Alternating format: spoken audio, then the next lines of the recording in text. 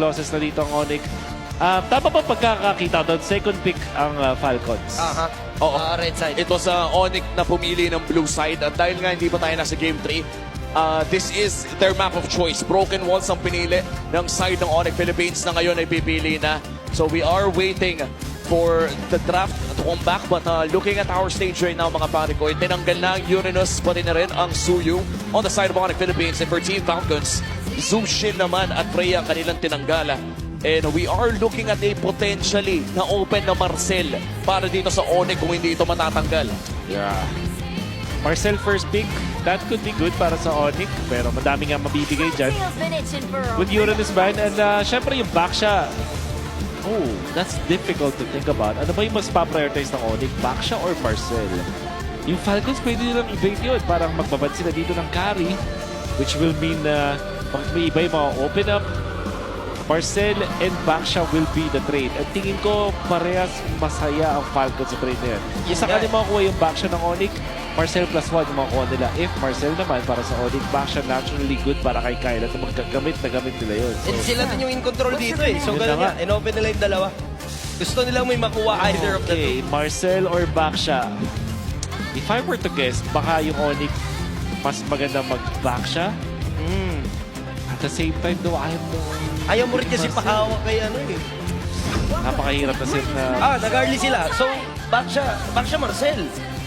Okay. Parang hindi yata magandang trade to kasi may Suyo pa yung Onyx, ay yung Falcons. Tapos para Suyu Ah, Marcel. wala pala na nila yung Suyo. Baksha Marcel nga, ang parang pinaka-strongest ano. Actually, yung Baksha kahit di mo nga pansinin eh. Not unless i-roam kasi siya ng Onyx. Oo, nakakita na rin tayo ng mga roam back siya for the past few days. Pero mukhang nga yan na nga ang Marcel na ilalakit para kay Master Ogwen. Do you get the back shot at this point o kakadiwa ba muna tayo sa mga gold lane Hindi na pickups? kailangan kasi meron ng Harley eh. So hindi ka required. You can go for maybe a Claude, di ba? O kaya Valen in that scenario. Hindi ka required mag-back siya dito if you're Falcons. Falcons able to get their Marcel. Hope you're prepared, Onyx. Kailangan matindi to. Hindi ka pwedeng basta-basta magka-lead if you're Onyx.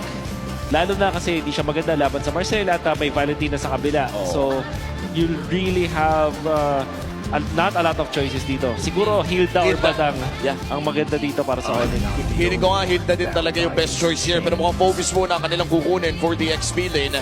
And looking at the Hilda, isa rin kasi yun yung mga ayaw ni Marcel eh. Yung naninira ng rhythm kapag pumapasok o lumalagoy with the Platinum Snap. Ang mangyayari lang dyan, full court press lang yan eh. Man-to-man defense lang. Kung nasan si Marcel, manggugulo, didikitan lang siya ng Hilda. Yes. Either way, magagawa nila ng sagot. And with this focus, dagdag sustain, but an epic.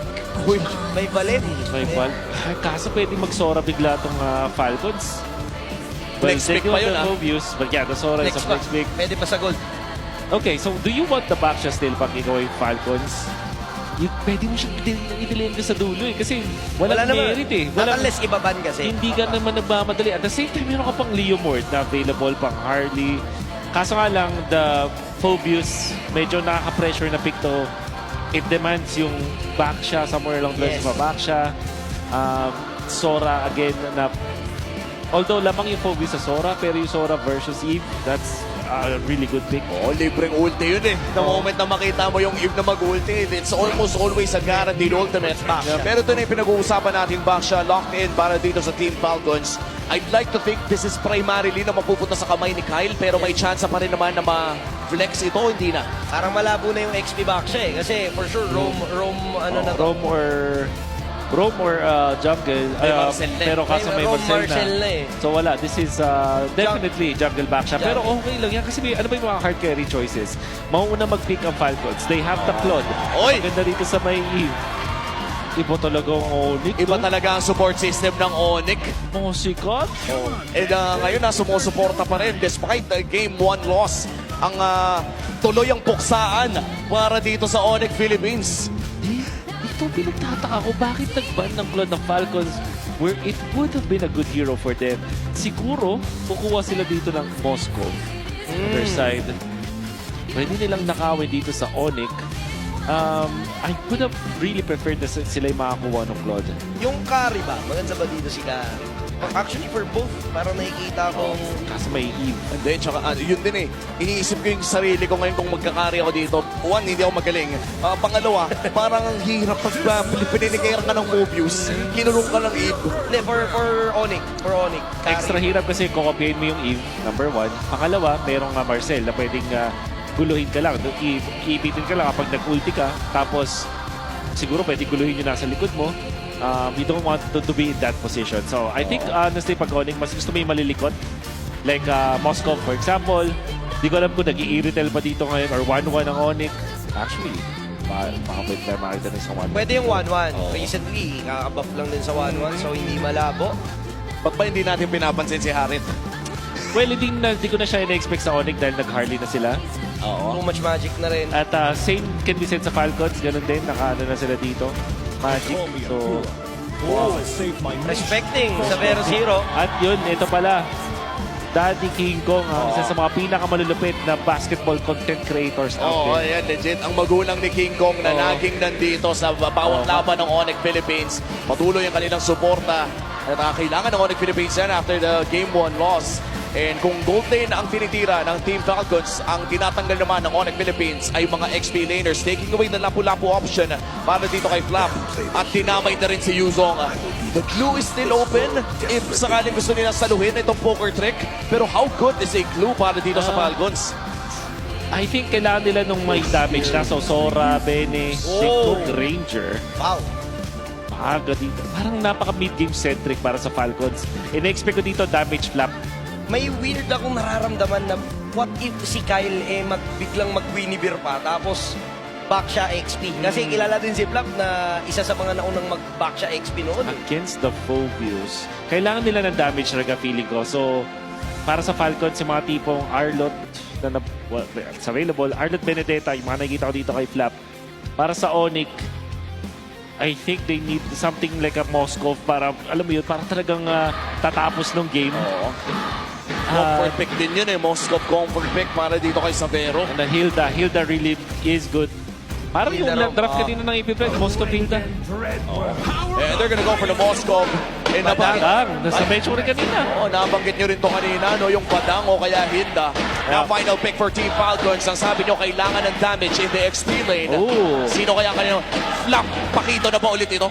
Sora nandyan, Pakito, okay, Benedetta. Pero baka mag-alis din sila dito kung gusto nila ng konting depensa at pang late game options na haharap dun sa damage ng Kaso isang parang Moskov. bitin no? Medyo bitin sa damage, no? Pero at least meron nung sustain. Kung ako papapiliin para kay Flap, Benedetta na to. Ito yung mga gantong games Lalatagan ng ulti kasi may Phobia sa kabila. Yun nga lang talaga Now, with the skilled Phobius player sa kabila, yun yung medyo mahirap Kung sakaling maglalockin ng Benedetta dito sa Maybe Flap. Terisla para sa tamang lockdown lang. Oo. Pagpilintay sila ng damage. There's the Hilda. XP Hilda. XP ano? Oo. XP back shot? No. XP Hilda. XP Valen or XP... Oo, XP parang Hilda. Hilda nga. XP Hilda? Oo. XP Lane Hilda ang ating nakita. At nakikita na rin natin ang mga best buff ng Onyx Philippines sa pagpunta natin sa game number 2. Lamang na ng isang laro ang Team Falcons. Currently number 2 ng ating liga. At isang panalo na lang ang kailangan niya para makakuha ng isang potential sweep against his team. But Team Falcons, isa na nga lang pala, ang Onyx pa lang kailangan bumawi dito. To be fair, ang Falcons napakalakas sa kanilang early game at nagme-make sense nung Hilda pang soak nila ng damage para siyang sandbag dito sa isang Harley at panggulo din naman kung sakali. Ganun ulit, magkoconnect ulit sila, papunta din sa invasion dun sa golem. Sila naman yung gagawa ng aggressive play at magkakaroon sila ng benefit dun sa early game. Tapos may damage ka pa. Ito yung hinahanap natin sa hero ni Flap, meron damage. So, in a way, it makes a lot of sense. Ang problema ko lang dito sa Falcons, naka-invest sila sa early to mid. If they fail in the early to mid, magiging madali ang laban para sa Onyx. Ano, early game ay napaka-importante para sa parehas na kupunan. Onyx Philippines hoping to extend this series with a win as we head on to a short pause. Sa ngayon, ay syempre inaabangan natin kung ano nga ba magiging resulta ng laban na ito. Ang galaw na makikita natin most likely sa loob ng ating ladders ay between the 2 and 3 spot. Wala pang kayang gumalaw sa Team Liquid Philippines dahil currently undefeated sila with a 9-0 record. Shoutout na lang muna sa mga tao dito sa MPL Arena. wonderful Sunday para sa inyo. Currently, ang ating oras ay 8:39 p.m. at enjoy na enjoy pa rin ang ating mga fans. Mataas pa rin ang energy ng mga manonood natin dito sa venue. Of course, even at the comfort of your homes at kung saan man kayo nanonood, alam natin na lahat tayo nag-i-enjoy sa aksyon na ating natutunghayan. Coming in from both of these teams, Umi, alam mo naman na pag Falcons Onyx, iba din talaga yung mabibigay na Iba din Oo. talaga yung mabibigay na entertainment para sa lahat eh. Oo, mga top teams na yung usapan natin dito eh. In fact, hindi lamang yung mga nakatutok dito sa Victoria Sports Tower nag-e-enjoy. Nag-e-enjoy din yung mga nasa trabaho o even on a Sunday, yung mga nasa mall. Yung mga naglalagay ng MPL sa mga TV, sa mga tablet na naka-display. Shoutout sa inyo. Sana nag-e-enjoy kayo sa ating mga palabas ngayong gabi. And syempre, babalik na po tayo sa ating game number 2 of the last series ng araw na ito. Once again, it's Onyx versus Team Falcons.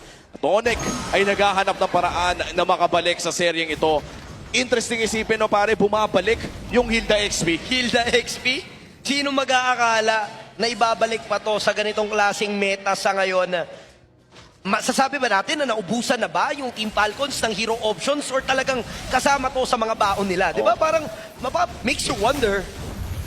Pero sa ngayon, naging effective yung Hilda XP. Kasi pagkatapos siya mag-clear, sumasama siya kaagad, flicker burn. Para dito kay Ogwen, lumalamang ng bahagya ang Onyx Philippines dito sa early game. Ano mo sa mga camera, yung mga cameraman sa mga games, tsaka sa mga action films, hindi sila namamatay, pare. Pero dito sa larong ito, tila ba yung cameraman nadedelikado din. And Falcons, they did try once again yung pag-invade ng maaga doon sa Golem. Pero mag-aagawan muna si Flap at si Kirk dito sa ating XP Lane Crab. So far, wala pa namang first blood na nagaganap at papunta pa lamang tayo sa 2 minuto sa ating game number 2. Tahimik ang Land of Dawn. Nag-aabang pa tayo ng pinakaunang pagong bago tayo makakita ng kills. And so far, level 4 na rin ang parehas nating junglers, King Kong and Kyle.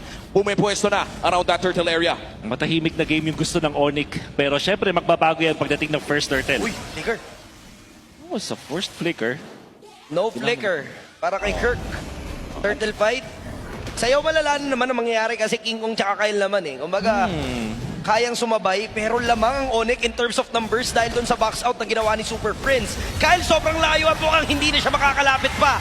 This is gonna be a free turtle coming in from Onyx. Uy! Tapos mabibigyan na si Kyle. Flap is forced to back away. At real world manipulation mula kay Haji IMU. Nabitin yung damage yan si Kirk ay makakatakas pa. Napakagandang play mula sa Onyx PH. Wow! Ngayon na lang ulit ako nakakita na nag-straight body yung XP Lane. Alam niya yung kailangan niyang gawin. That is the rotation mula sa Onyx. Yan yung kanilang adjustment. In-skip. Itong si Kirk, yung isang lane niya, pumunta doon sa may mid para makakapag-fast clear, makakuha agad sila ng level 4. At sabay pinanish doon si Kyle na gumulong na nga. Hindi madali itong gambit na ginawa ng Onyx Philippines. Hindi na nga rin nakikita natin sa beta. Kaya kahit itong si Yomi ay nagulat na ginawa pa yun. But I guess it works. If it works, it works. At nangyari yan para sa Onyx. At sinasabi natin ay nagbabangko sa kanilang late game. The fact that they get the first turtle, it's gonna be good for Onyx Philippines. At sa ngayon, makikita natin na talagang tuloy-tuloy din lang yung mga nakukuha ng Onyx. A growing gold lead to almost a 1,000 gold. Team Falcons, however, hindi pa natin nakikita yung totoong potensyal ng kanilang komposisyon. Wala pang access sa Golden Hour si Ogwen. Yun nga eh. And pag may golden hour, magbabago talaga yung takbo ng mga team fights. Pero sa ngayon, napapunish nila itong si Flap on the Hilda XP. It seems like alam nila kung paano sagutin yung baon na inilatag sa kanila ng Team Falcons. Pero Ogwen, as usual, literal na mosquito play lang ang gagawin. Pero that is gonna be a beautiful play coming from Brusco. Pero andito na nga yung gante. Counter play coming from Team Falcons. Si Kyle ang bumaka para sa kanila pero hindi pa rin naging enough. Lacking pa rin ang Team Falcon in terms of the damage. Forcing the flicker as well mula dito kay Brusco. Falcons with a 1.5 deficit. Paano nga pa nakuha ng Onyx yung ganito kadaming gold with just 2 kills? Well, nakita natin yung first turtle na naging advantage para dito sa Onyx. Tapos napatay nila yung jungle, which meant na mas mabilis yung cycle ng jungling dito ni King Kong. At i-convert natin yan, lamang siya ng 300 doon sa kanyang katapat. At syempre, yung sinugal nga din ng Onyx doon sa XP lane, bawing-bawi na agad nila because of the kills. Si Flap at tumatao dito kay King Kong para lang mairita Ito pagkuha na ng Pagong. Pero ngayon si Super Friends naman ang bagong target. Hahabulin ito ng Team Falcons pero makakatakas si Super Friends. Now si Haji ang tatalon ni Kirk. Owen lang dito ng gugulo sa may bandang gitna and wala pa rin kumukuha ng Picture. Pagong. And that is gonna be the golden hour. Nakaabang ang mga miyembro dito ng Team Falcons. Pero wala pa kasi yung mga balang nakakasa. Kaya pala sila nag-Ranger. Yun pala yung combo na dala-dala. Pero yung Pagong, sino kaya makakuha? Napakagandang box out coming from Kirk. This is gonna be Super Friends making a play. Agawan rin 3 malala. Sino kaya makakuha? That is gonna be a turtle secured coming in from Super Marco. And that is gonna be a double kill as well. Team Falcons ngayon, bigla nilang nabaliktad yung sitwasyon. What a turnaround mula dito sa Team Falcons. Biglang nabura yung naipon ng Onyx Philippines at saktong-sakto din yung dating ni Super Makmak. Hindi nirespeto ng Onyx Philippines yung nature ng draft ng Falcons. Napakakunat, napakalakas sa early game, and despite them winning in the early stages, you cannot deny the fact that naturally, madaling mag-sustain at mabilis mag-regen ng mga members ng Falcons. Kaya nga naman sa isang extended team fight, biglang lugi na itong si Super Friends. Kinailangan mag-flicker in. Si King Kong hindi na nakadeal ng damage. And by the way, pinuruhan ni King Kong itong si Kyle, thinking na mapapatay niya yung backsha, at kahit ahead siya ng gold sa early stages, hindi pa kaya ng isang Harley, ang isang backsha.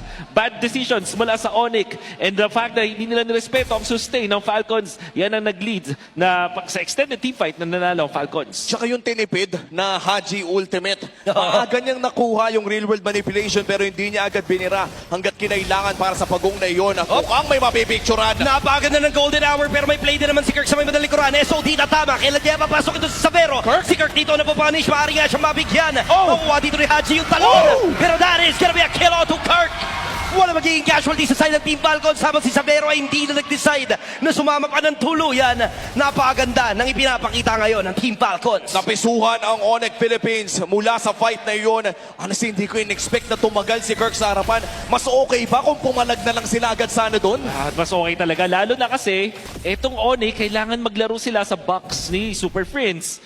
Nung pagtalo ni Kirk, nakakatuwa naman din na may initiation pa rin ng Onyx. Pero in hindsight, makikita natin na nasa likod pala yung mga members ng Falcons. Walang nag-follow up sa kanya. Kaya naman pagbaba niya mula dun sa mga initial na talon niya, dun na siya na-punish ng Falcons. Especially with the anti-heal that you get coming out from Kyle. Hindi talaga pwedeng tumagal ang mga members ng Onyx Philippines. At ito na ang tema. No extended team fights can be won by Onyx Philippines, especially after the golden hour and the backsha. Na kailangan nila dito mag-ingat. Napakaganda, golden hour at dalawa nga Yun na ay paglatag mapala. ng real world manipulation. Bitaw pa rin ang bitaw at nakaabang na nga yung pagtulo. Dito, tila ba may ulan na pababalang ng pababa si Owen dito ang binibigyan. Wow! Makakasurvive pa. Pero yung Pagong ay pag-aagawan. Kalahati na ang buhay. Brusco medyo low. Savero doon sa bandang likuran.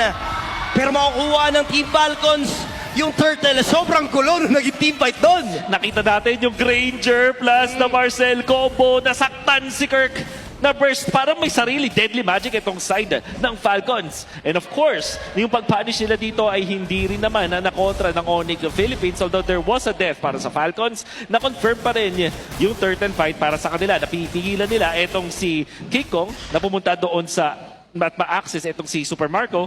Very commendable positioning mula kay Super Marco. At syempre, pag-peel na rin mula kay Haji. Alam ng Falcons kung sino yung target nila at kung sino yung dapat nilang protektahan.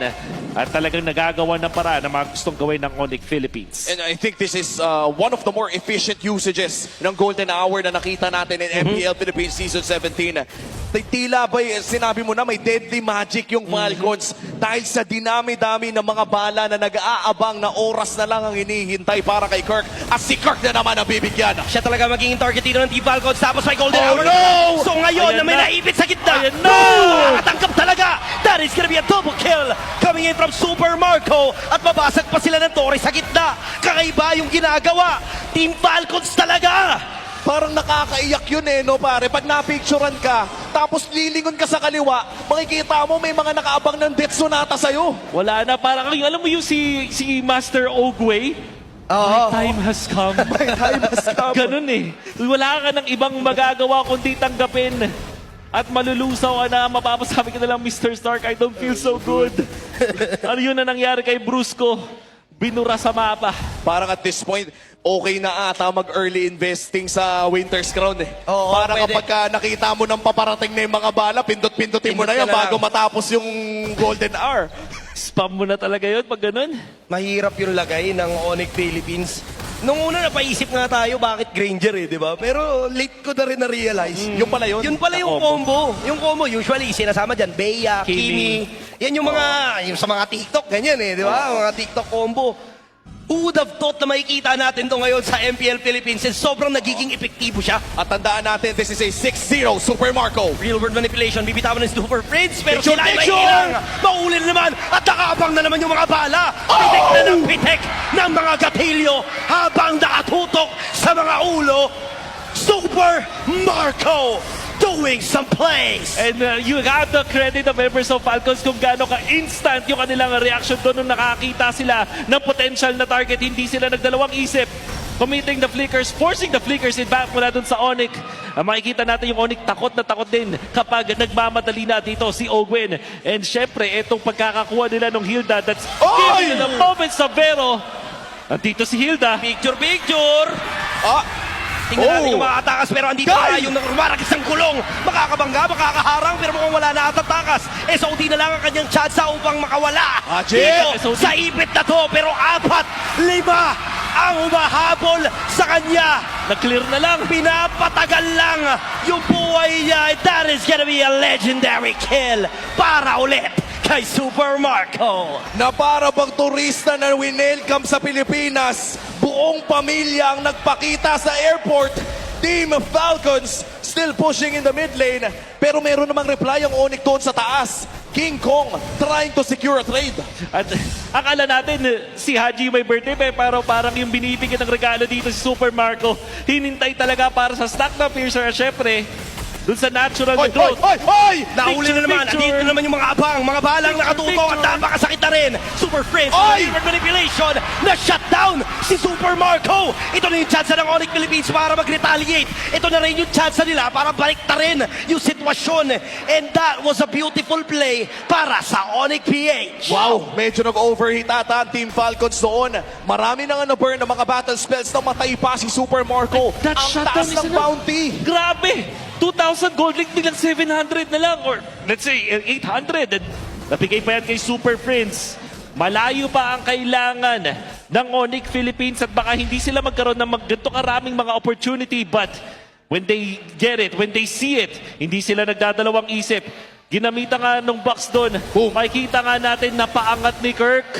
Kombinasyon ng Deadly Magic and of course the Dark Wave mula kay Kirk. At syempre si Super Prince ang kumolekta ng kill afterwards. Binalik sa mundo, no? Binalik sa real world manipulation with the Dark Wave. And now 50 seconds bago lumabas ang pangalawang Lord ng larong ito. So far in terms of objectives, isang turtle lang ang na-secure ng Onyx Philippines. Meanwhile for Team Falcons, securing 2 turtles plus the first Lord of the game. Maliit lang ang kalamangan ng Team Falcons. Flashy man yung nakikita nating camera tricks mula dito sa Team Falcons. Uy! Kaya pa rin pumalag ng Onyx Philippines dito. I gotta say, ang Onyx Philippines ay mas komportable sa late game scenarios. And kung titingnan ko by face value, mas lamang ko Huli! ng Onyx sa late game. Golden Hour, Ito na nakabang na naman. naman at mukhang wala nang kawala itong si Kurt dahil nakabang na naman sila. Pero tumalon pa. Ito na nga ata yung SOD. ganda. Pero may SOD nakabang. Si Haji maaaring mabigyan. Pero dahil sa beautiful flicker para lang maka-out. And mabibigyan din si Brusco. Si Savero dito, mapapa-flicker out din. Pero may bumanggang gulong. At dyan na naman yung mga bala. At pagpitik ng gatilyo ni Super Marco, binawi niya lang din ang kanyang pagkakamali kanina. And I believe this is a free Lord para sa Team Falcons matapos ang winning team fight na yun. Anong ginawang tama ng Team Falcons? Well, alam natin na yung Onyx Philippines desperado makakuha ng kill. So, ang magandang ginawa ng Falcons sa moment na yun is mag-force ng team fights. Pag nakita nila itong si Kirk, gagamitin talaga nila yung Golden Hour. And of course, the Granger. Ang ginawa ni Kirk, of course, gumamit ang kanyang ultimate para makatalon. At in fairness, naiwasan niya ilang mga bala. Pero si Super Marco, attentive, hindi basta-basta. Although tinamaan siya ng matinding Deadly Magic and nandun si Brusco sa likuran, nagawan pa rin niya ng paraan na maka-out. At talagang tinitingnan niya kung sino yung tatalon sa kanya. Super Marco is proving how bulletproof he is. Shutdown man siya ng isang beses, hindi siya magpapaulit. And now Falcons on a massive lead against Onyx. And the thing about the bulletproof is hindi rin siya takot na mabaril. At this point, Team Falcons pushing with the Lord in the mid lane. Kaya nilang ipuwersa tumuli. Available ang Golden Hour. Walang matatamaan. No, si Kirk na trap. Si Kirk na iwan dito, napatuluan rin, pero wala rin naman doon si Super Marco. So wala yung mga bullets. Natatanggapin sana ng isang Phobius But right now, the pressure... Ogwen! Ogwen! May apo! Oh! SOD from downtown! That was a crucial SOD coming in from Sabero. At hindi pa tatapos, naghahanap ng play. Brusco potentially with an angle to find a team fight para dito sa Onyx. Pero hindi na niya pipilitin pa. Vision na lang ang kanyang ibibigay. Kirk is 2-6-3 pero pinapakitaan pa rin tayo na pwede pa rin siya gumawa ng malulupit na plays, that Dark Wave na para mahuli doon si Ogwen. At itong si Kyle gustong harangan yung SOD pero masyado siyang malapit, tumama pa rin yung dulo at yung passing ni Savero para mapatumba doon si Ogwen. Ang unang death ng isang Marcel that will net them one turret. And now, Falcons still ahead by 1.6. But in terms of map control, nababawi na ng bahagya ng Onyx Philippines yung sarili nilang jungle. At nakakapasok na rin sila sa jungle ng kabila. Na-mention nga ni Wolf na ang lineup ng Team Falcons ay pang early game at mas lamang ang Onyx Philippines when it comes to the late game. And ngayon, papalapit na tayo dun sa puntong yun. Yun na nga. At nakikita na natin yung mga plays na kung saan nalulugi pa yung Team Falcons. That is the face value of the two compositions. Pero tandaan, meron ding kakaibang play na ginagawa ng Team Falcons. Kyle. Katulad ng Golden Hour. Oh, Savero! Okay, muntikan lang naman. Pero the fact na alam ng Falcons na Grabe. nandun si Savero. Iba yung game IQ talaga nito mga players natin sa MPL. Yung Team Falcons with their experience, alam nila kung sa mga magtatago yung mga gold laners, alam nila kung paano humanap ng angulo sa dulo. But how Onyx Philippines, ang ginagawa nila dito is mag-split. Pwedeng mapunish siya, ninanap na si King Kong. Oy, wala na sombrero ha. Mulak. Ogwen. Ogwen! Bumalik, maaari siyang habulin. Nandito Super Marco, pero maaari rin siyang mabigyan. Kailangan lang mag-ingat. Flap dito, inahabol. Oh, wow! Pero what? A crossover. Wow! Ankle breaker moves na magmumula kay King Kong. Nag-magic si King Kong. Double crossover para kay King Kong, pero si Kyle ay tumatangin na ng damage. Pero doon pala sa likod si Brusco! Nabigyan siya sa may bandang likuran, pero may mahuhuli rin naman dito sa may bandang loob. Kaso nga lang si Kyle ay mapapatumba. Ogwen dito nakakaramdam na rin. Pero si Kirk, napakakunat. Hindi pa nila mapatumba. Umahabol yung kabila. Savero! Oh, Savero! my goodness! With that SOD, makakasama siya sa team fight. And mukhang iniisa-isa na ang Team Falcons at si Savero pa ata ang bida sa pagkakataong ito in a triple kill para sa ating import. Mag-isa na lang itong si Ogwen. 4 ang magpupush mula sa side ng Onyx PH. Ang tanong, madedepensahan ba to ni Master Ogwen? Medyo marami-rami yung parating. 2 kanon ang maaaring lang tanggapin. Pero nagpupush ang Onyx. And a comeback win para i-force ang